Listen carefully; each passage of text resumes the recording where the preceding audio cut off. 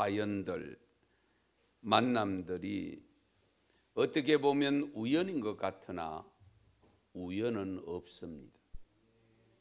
모든 것이 하나님의 섭리입니다. 세상이 변하고 나의 삶의 자리가 바뀌고 인생이 바뀌는 것도 우연히 되는 것처럼 느껴지지만 조금 시간이 지나 보면 이게 하나님의 뜻이었구나 하는 것을 우리가 깨닫게 됩니다. 사실 우리가 개인적이든 가정적이든 사회적이든 국가적이든 나아가서 세계적인 것이라 할지라도 이 세계에 도처에 모든 일어나는 모든 것은 하나님이 주관하시는 것을 우리는 믿고 있습니다. 우리는 그 믿음 가지고 살아갑니다. 그러므로 세계 도처에서 일어나는 현상들을 그냥 보아 넘기면 안 됩니다. 항상 하나님의 뜻이 무엇일까? 물음표를 던지면서 하나님께 물어서 하나님의 뜻을 분별할 수 있어야 됩니다. 우리가 살고 있는 시대는 소위 말하는 종말의 시대입니다. 우리는 종말을 믿고 살아가고 있습니다. 그런데 이 종말의 시대에 나타날 징조에 대해서 우리는 익히 알고 있습니다만 우리가 깊이 헤아리시고 늘 염두에 두시고 사셔야 됩니다. 세계 도처에 발생하는 모든 일들은 이미 성경 안에 기록된 내용 속에서 특별히 우리 마태복음 24장, 25장은 늘 염두에 두셔야 됩니다. 분명한 것은 기상이변, 지진, 기근, 가뭄, 홍수 이런 등을 통해서 재해가 분명히 계속 일어난다라고 말씀하고 있고 질병들도 많이 유발된다라고 일러주고 있습니다.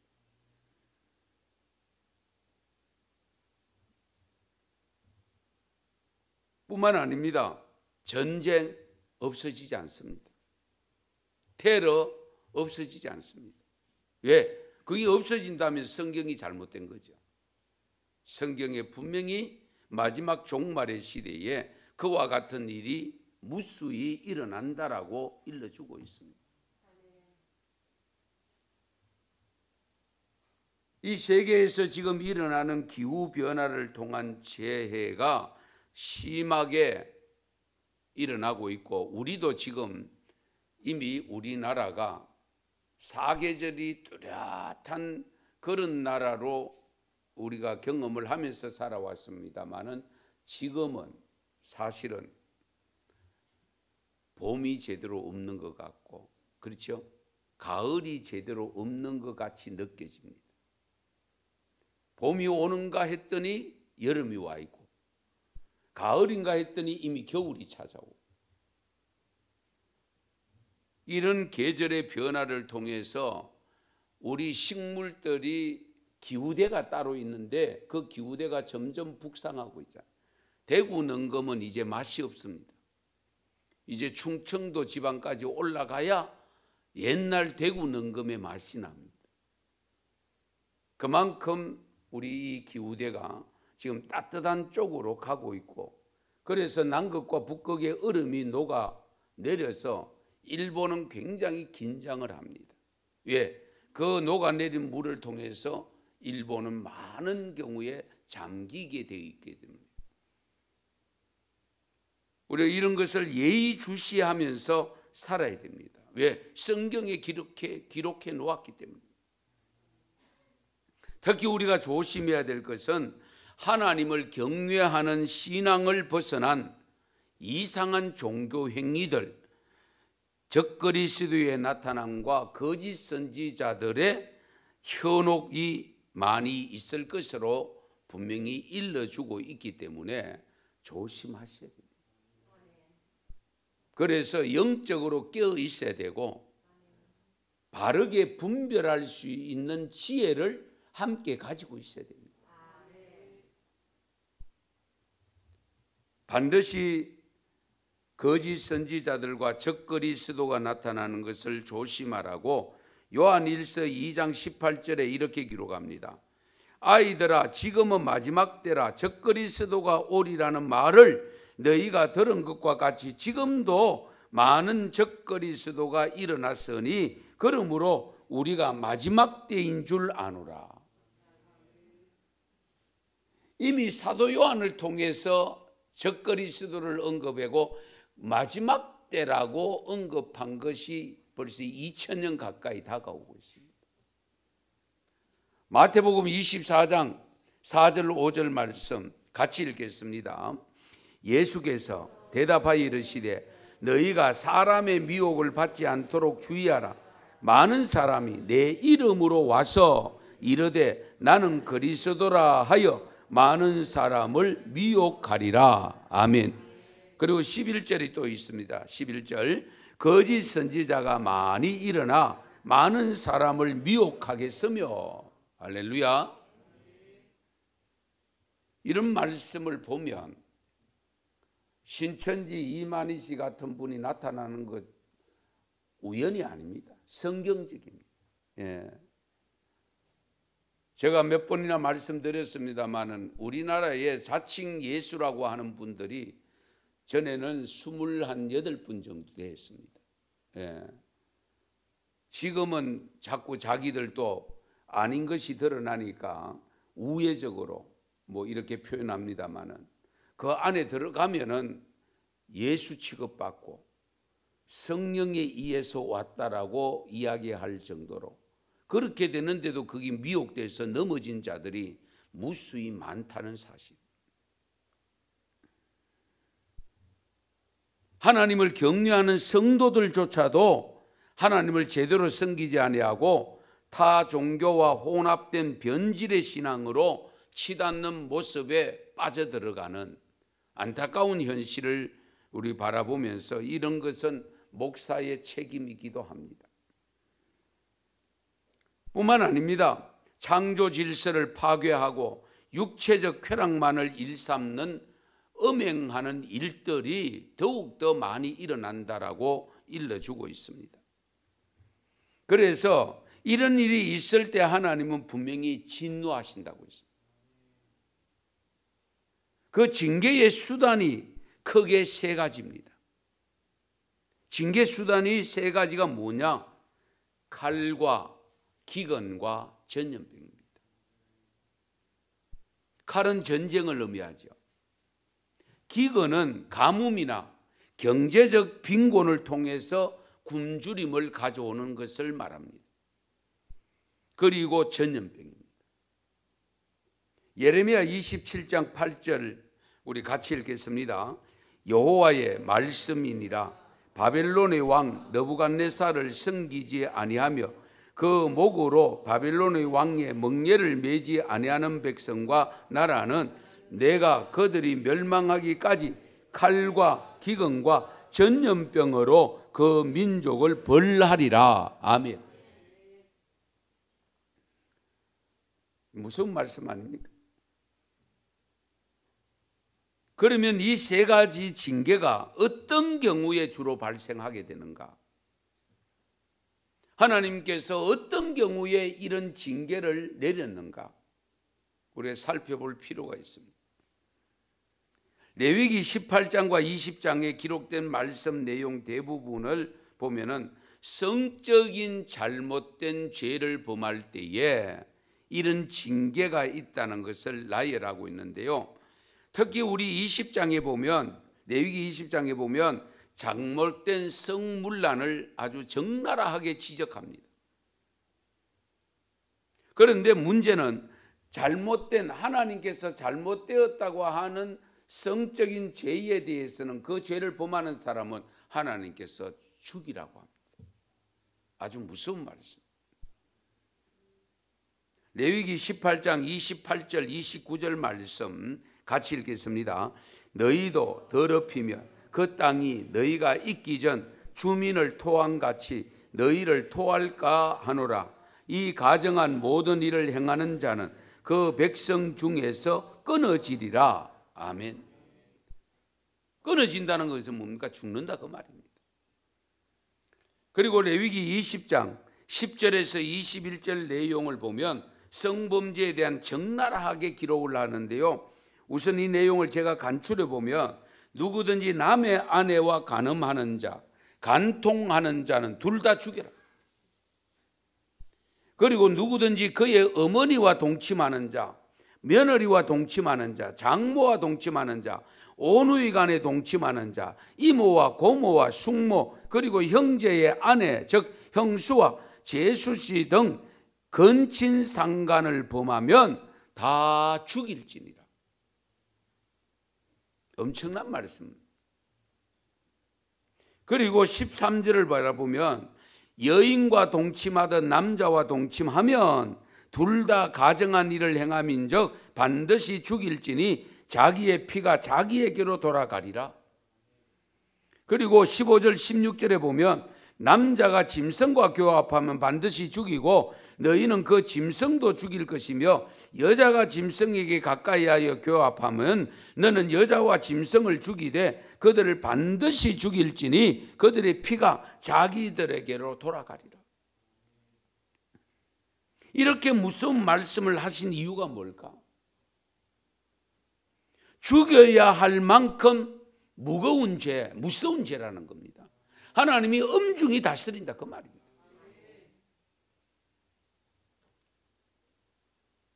그런데도 문화시민을 부르짖고 성숙한 문화 창달을 위해 일한다는 정치 지도자들이 동성애자들의 축제와 퍼레이드를 허용하고 모든 시민들이 그 광경을 목격하면서 그러면서 특히 이 백지장과 같은 어린아이들에게까지 그런 모습이 비춰지게 만들고 호기심을 갖게 만들어서 생각을 문란하게 만들고 삶을 문란하게 만드는 이 현실 앞에 우리가 어떻게 해야 될 것인가?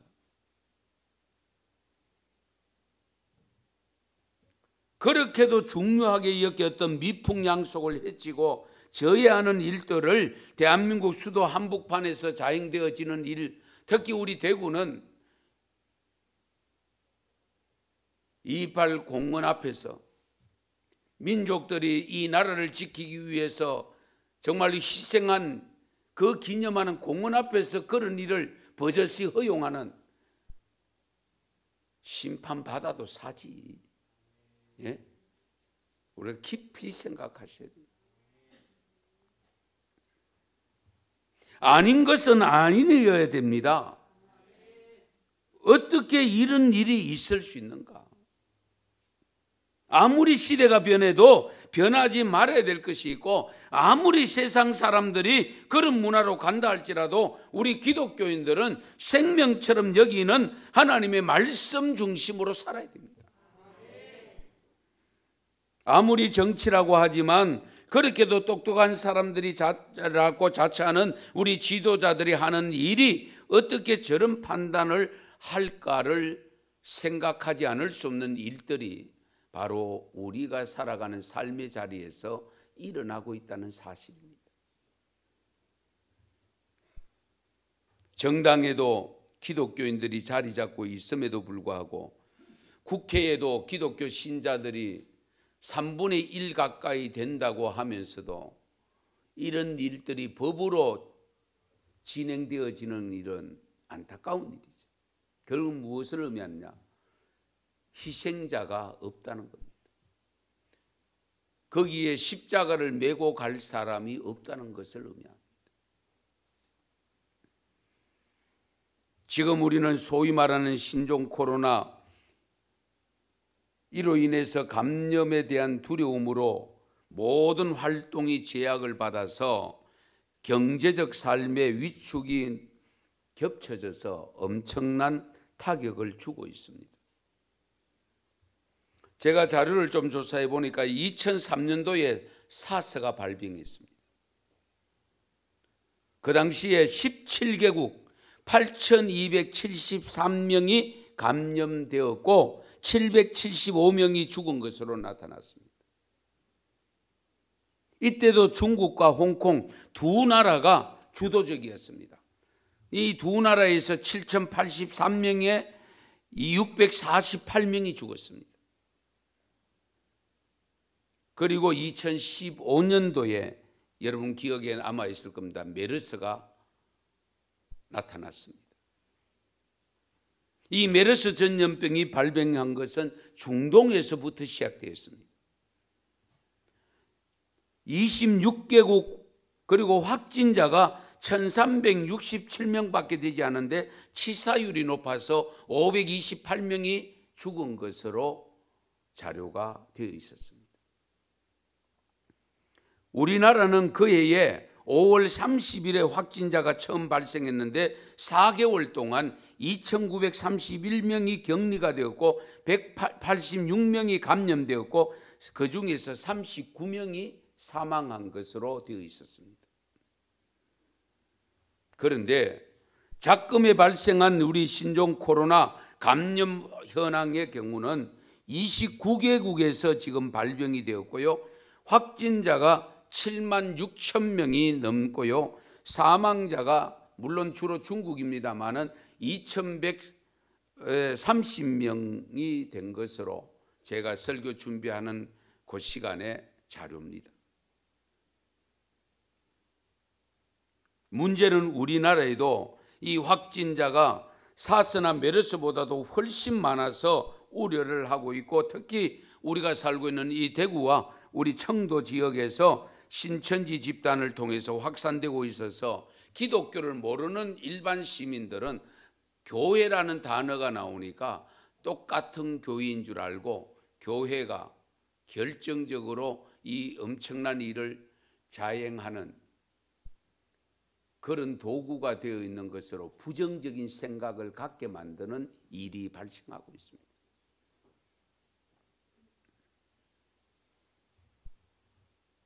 이와 같은 전염병이 우연일까요? 단순한 실수일까요? 지나가는 하나의 과정일까요? 우리가 알아야 될 것은 메르스가 발병되었을 2015년도 4월에 그의 네팔에서 큰 지진이 있었습니다.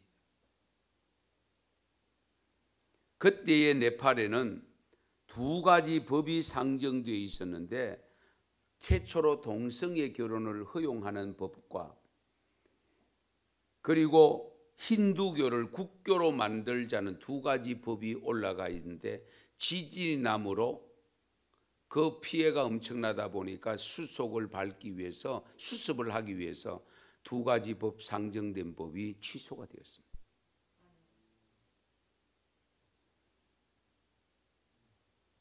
지난 주일에도 제가 잠깐 말씀을 드렸습니다마는 이 신종 코로나 바이러스가 우연이 아닙니다, 여러분. 우선 중국에서 발병된 것과 특히 우한 도시에서 발병되어서 도시가 무력화되어 버린 것은 그만한 이유가 있다는 것 말씀드렸잖아요. 지금 현재 중국의 시진핑 지도자가 종교 탄압을 지금 3년 전, 4년 전부터 실시하게 되었고 우리나라 선교사가 대다수가 다 추방당해서 왔어요. 저희 동기 한 목사님도 추방당해서 와서 울릉도에 들어가 있습니다. 거기다가 이 우한 도시 1,050만 명을 자랑하는 큰 도시, 서울보다도 큰 도시, 그것이 중국 전역에 이 종교 기독교 탄압하는 시범 도시로 정해졌습니다. 그 시범 도시로 정해진 곳에서 시범적으로 그것을 진두지휘했던 공무원이 제1호로 사망을 했습니다. 그 병으로. 우연일까요? 하나님의 섭리가 분명히 있습니다.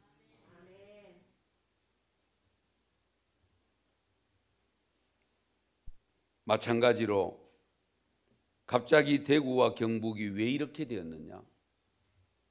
저는 목사로서 정말 주님 앞에 회개했습니다마는 우리가 깊이 깨달으셔야 됩니다. 대구에 이들은 12지파를 굉장히 강조하고 각 지역별로 지파 인데 대구는 다디오 지파입니다. 이 개척한 은성교회도 누가 주소를 어떻게 하는지 뭐 하게 주보 갖고 가면 알겠지만은 우편물이 계속 옵니다. 자기들이 활동하는 내용, 그리고 성경 공부에 참여하라고 하는 내용, 이런 것들이 계속 날아옵니다. 대구 다디오 지파가 전국에서 제일 번성하는 지파로 지목되고 있습니다. 뉴스의 장면에 여러분 거기에 프랑카드에 집회하는 그 있죠. 10만 명이 넘게 한꺼번에 전국에서 교육 이수한 자들이 그것을 전체 모여서 그 집회한 내용, 세례를 베푸는 내용을 거기 담아서 그 사진을 거기에 걸어 놓은 겁니다. 그게 불과 얼마 전입니다.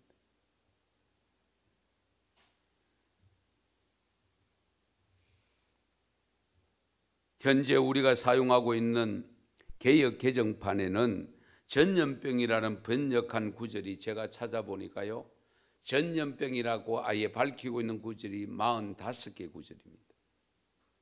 그리고 역병, 연병이라고 번역한 것이 12구절이 있고요, 역병이라고 번역한 것이 하박국 3장 5절 한 절이 있는데요, 이 전체가 약 60여 구절에서 전염병, 영어 단어는 똑같습니다. 페스트런스라고 해서 똑같은 단어를 씁니다. 그러면 전염병이 발생한 경우가 언제인가? 제가 말씀을 좀 깊이 오늘 찾아보려고 합니다. 하나님을 원망하며 우상을 섬기며 회개치 않는 백성에 대한 하나님의 형벌로 사용되어졌습니다. 이스라엘 백성들이 광야에 있을 때 4번 발생했고요, 다윗 왕 시대에 1번 발생했고요, 히스기야 시대에 아수르 군대에도 발생했고요, 그리고 선지자 특히 예레미야와 에스겔은 전염병을 칼과 기근과 함께 백성의 불순종에 대한 하나님의 형벌로 기록하고 있습니다. 신약에서는 우리 전염병은 그리스도에서 종말적 고난의 현상의 하나로 표현을 하고 있습니다. 오늘 읽은 누가복음 21장 11절에 보면 종말의 때에 나타난 환난 가운데 하나가 전염병임을 강조합니다.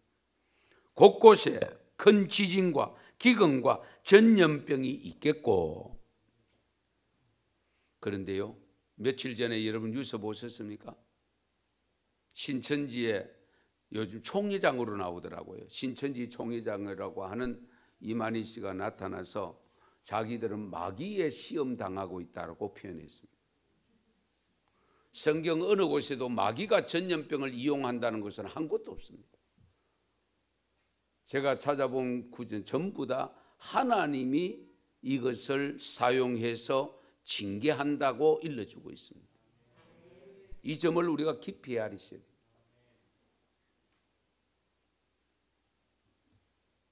오늘 본문 민수기 25장의 말씀을 살펴보면 성경 전체에서 우리에게, 아니 이 나라에 주시는 하나님의 음성을 들어보려고 합니다.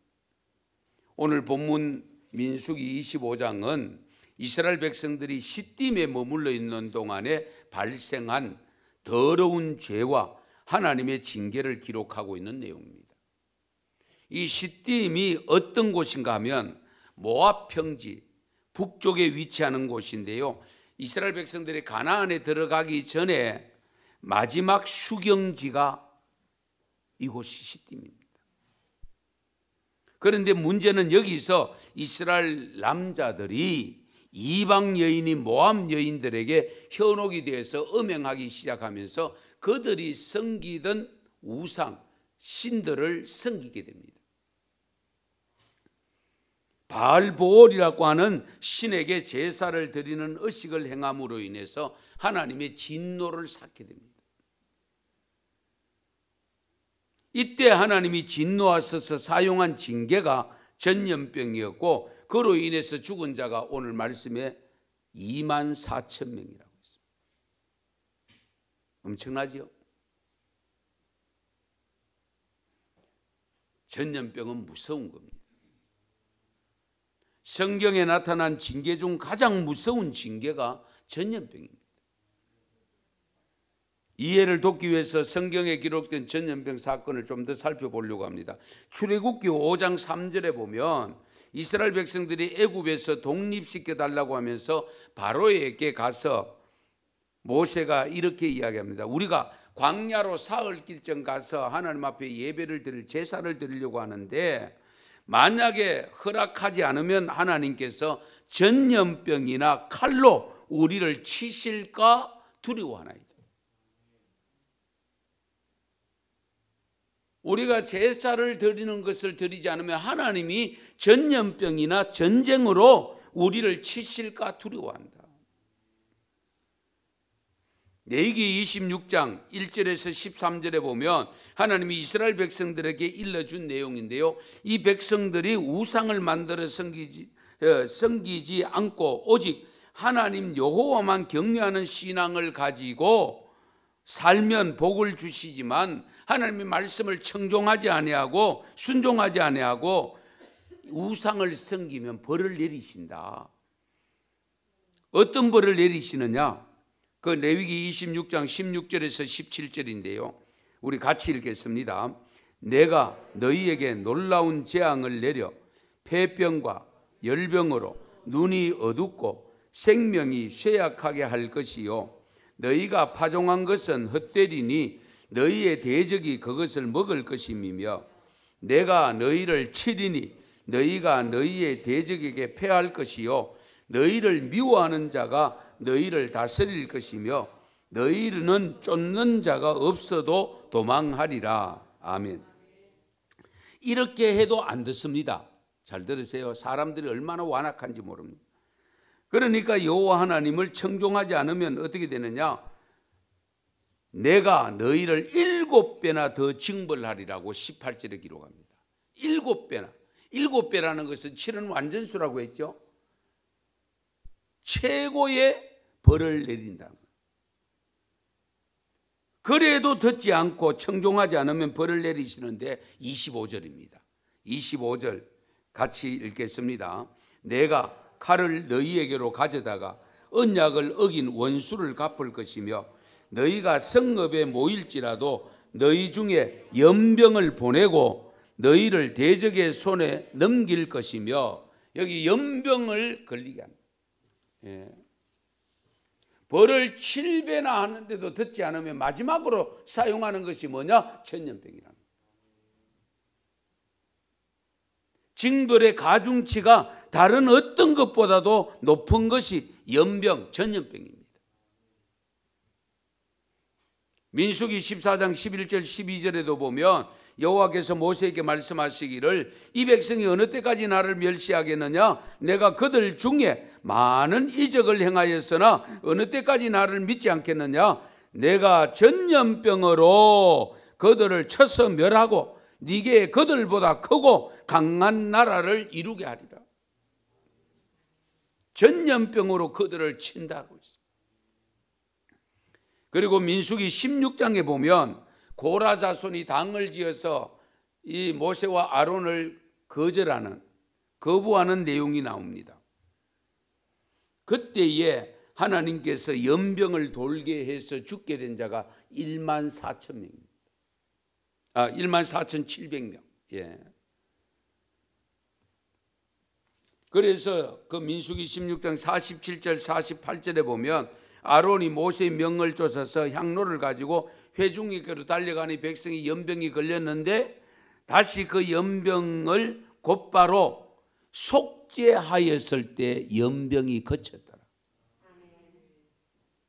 회개했을 때에 연병이 그쳤다고 했어요. 신명기 28장 축복과 저주의 장이라고 표현합니다만은 28장 20절에서 22절 같이 읽겠습니다.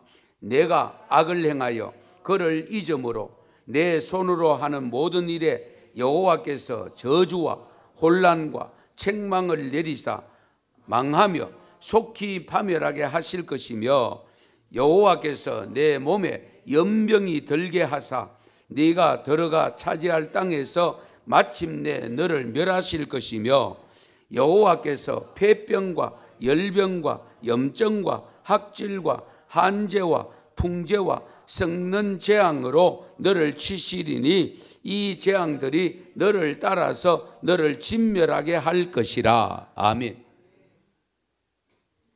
전염병, 연병이 들게 한다. 그와 비슷한 질병들이 열병, 폐병, 염증, 학질, 한재, 풍재. 무서운 말씀 아닙니까? 예레미야 14장 10절 12절에도 보면 여호와께서 이 백성에 대해 이와 같이 말씀하시되 그들이 어그러진 길을 사랑하여 그들의 발을 멈추지 아니하므로 여호와께서 그들을 받지 아니하고 이제 그들의 죄를 기억하시고 그 죄를 벌하시리라 하시고 여호와께서 또 내게 이르시되 너는 이 백성을 위하여 복을 구하지 말라. 그들이 금식할지라도 내가 그 부르짖음을 듣지 아니하겠고 번제와 소제를 드릴지라도 내가 그것을 받지 아니할 뿐 아니라 칼과 기근과 전염병으로 내가 그들을 멸하리라. 이 엄청난 말씀입니다. 소홀히 들으면 안 됩니다. 예레미야 21장 5절 6절 같이 읽습니다. 5절 6절입니다. 내가 든 손과 강한 팔 곧 진노와 분노와 대노로 친히 너희를 칠 것이며 내가 또 사람이나 짐승이나 이 성에 있는 것을 다 치리니 그들이 큰 전염병에 죽으리라 하셨다 하라. 아멘. 그리고 27장 예레미야 27장 8절에 보면 여호와의 말씀이니라 바벨론의 왕 느부갓네살을 섬기지 아니하며 그 목으로 바벨론의 왕의 명예를 매지 아니하는 백성과 나라는 내가 그들이 멸망하기까지 칼과 기근과 전염병으로 그 민족을 벌하리라. 또 있습니다. 에스겔 6장 11절 12절 같이 읽습니다. 주 여호와께서 이같이 이르시되 너는 손뼉을 치고 발을 구르며 말할지어다. 오호라 이스라엘 족속이 모든 가증한 악을 행함으로 마침내 칼과 기근과 전염병에 망하되 먼 데 있는 자는 전염병에 죽고 가까운 데 있는 자는 칼에 엎드러지고 남아 있어 애워싸인 자는 기근에 죽으리라. 이같이 내 진노를 그들에게 이룬적. 아멘. 에스겔 7장 5절 6절에 또 있습니다. 5절 6절 같이 읽습니다. 주 여호와께서 이같이 이르시되 재앙이로다 비상한 재앙이로다 볼지어다 그것이 왔도다 끝이 왔도다 끝이 왔도다 끝이 너희에게 왔도다 볼지어다 그것이 왔도다. 그럼 끝이 어떤 끝인지 봅시다. 15절입니다. 15절 밖에는 15절입니다. 에스겔 7장 밖에는 칼이 있고 안에는 전염병과 기근이 있어서 밭에 있는 자는 칼에 죽을 것이요 성읍에 있는 자는 기근과 전염병에 망할 것이며. 아멘. 제가 왜 이 내용들을 다 나열하느냐 하면 우리 성도님들이 말씀을 제대로 하셔야 됩니다. 예. 그냥 우연한 일이 아니고 지나가는 일이 아닙니다.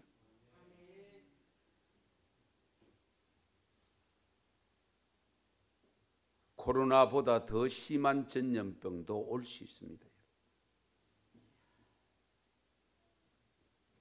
우리나라는 지금 경제적 어려움과 함께 이 코로나가 찾아와서 경제적 기근이 심화되고 있습니다. 이럴 때에 우리는 어떻게 해야 될까요? 우두커니 보고만 있어야 되겠습니까? 발만 동동거리고 있으면 되겠습니까? 마스크나 착용하고 나만 안 걸리면 되는 것으로 만족해야 되겠습니까? 도대체 어떻게 해야 될까요? 하나님께 맡기셔야 됩니다. 하나님만이 이것을 막을 수 있습니다. 왜? 하나님이 원인이 되니까. 하나님이 주신 거니까. 그 막는 길이 어디에 있느냐? 시편 91편 2절에서 6절입니다. 시편 91편 2절에서 6절 같이 읽겠습니다. 나는 여호와를 향하여 말하기를 그는 나의 피난처요 나의 요새요 내가 의뢰하는 하나님이라 하리니 이는 그가 너를 새 사냥꾼의 올무에서와 심한 전염병에서 건지실 것임이로다. 그가 너를 그의 깃으로 덮으시리니 내가 그의 날개 아래에 피하리로다. 그의 진실함은 방패와 손방패가 되시나니 너는 밤에 찾아오는 공포와 낮에 날아드는 화살과 어두울 때 퍼지는 전염병과 밝을 때 닥쳐오는 재앙을 두려워하지 아니하리로다. 아멘. 여러분 두려워하지 않습니까? 마스크 다 끼고 있잖아요.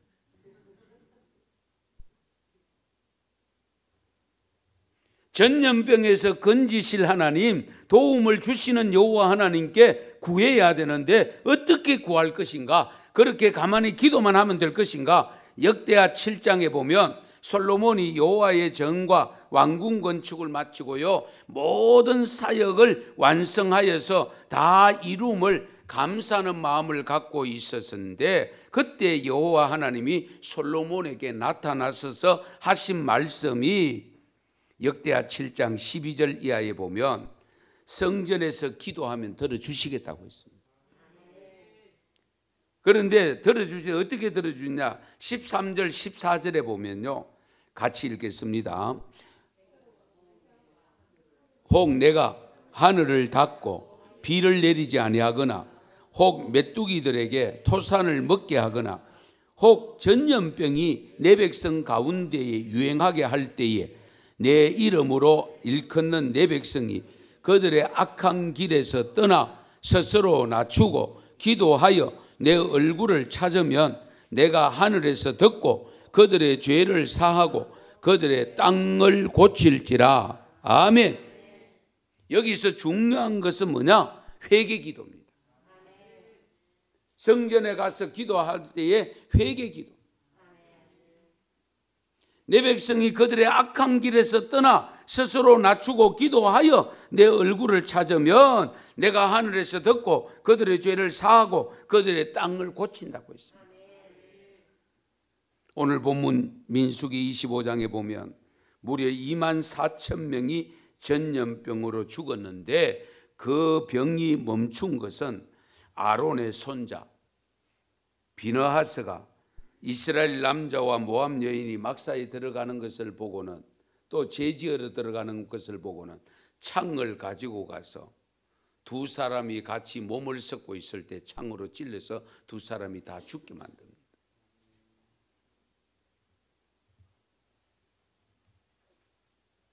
그때에 연병이 그쳤더라. 그때에 연병이 그쳤습니다.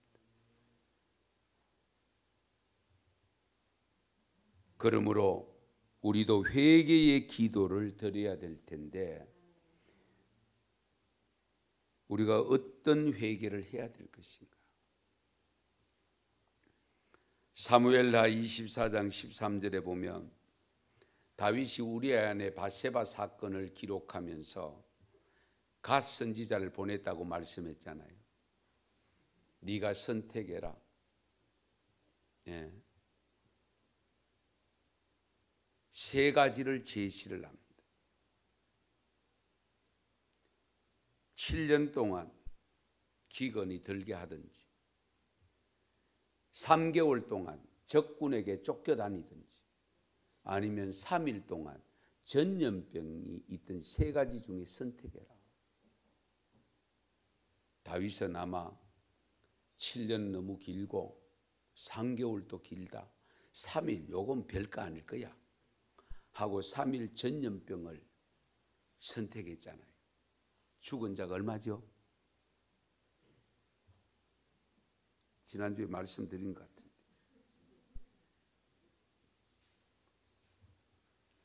사흘 동안 전염병으로 죽은 자가 7만 명입니다. 2만 4천 명도 아니고 14,000명도 아니고 7만 명이죠. 사흘 동안.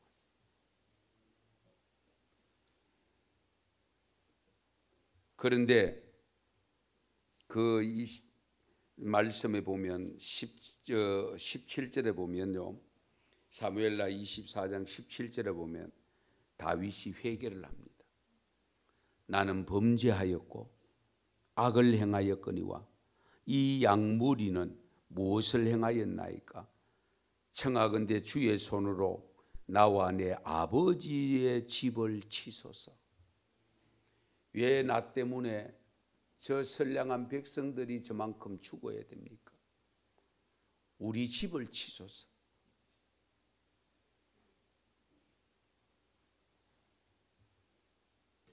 그런데 이 다윗이 회개하고 결국 사흘 만에 7만 명이 죽고 난 다음에 연병이 그쳤더라. 우리를 비롯한 모든 한국 교회 목사들과 장로들은 앞장서서 회개해야 되고 우리 성도들도 진정 회개해야 됩니다. 이단들은 사랑으로 다가가서 어떻게 하든지 믿는 자라도 현혹시켜서 빼앗아서 자기들께로 인도해 가고 있지 않습니까? 신천지에 들어가 있는 사람 중에 전혀 예수 믿지 않는 사람이 들어가 있는 사람은 소수입니다. 전부 기성교회 다니던 사람들을 들어가 있습니다. 그렇다면 우리가 무엇을 잘못했길래 저렇게 되었는가를 우리가 깊이 헤아려야 되지 않겠습니까?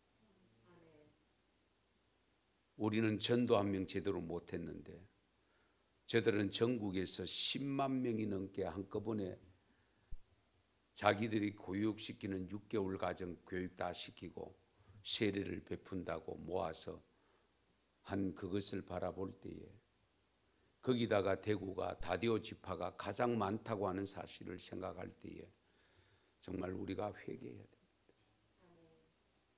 내가 전도하지 못했고 목사와 장로가 싸우면서 성도들을 거리로 몰아내었고 이런 점들을 우리가 회개치 않으면 이 연병은 일시적으로는 그칠 수 있으나 더 심한 전염병이 다가올 수 있습니다.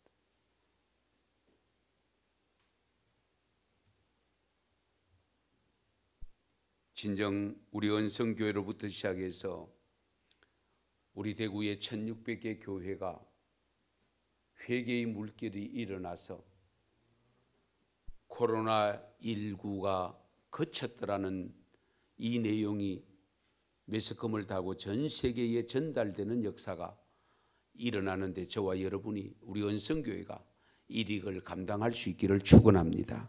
축복합니다. 기도드리겠습니다.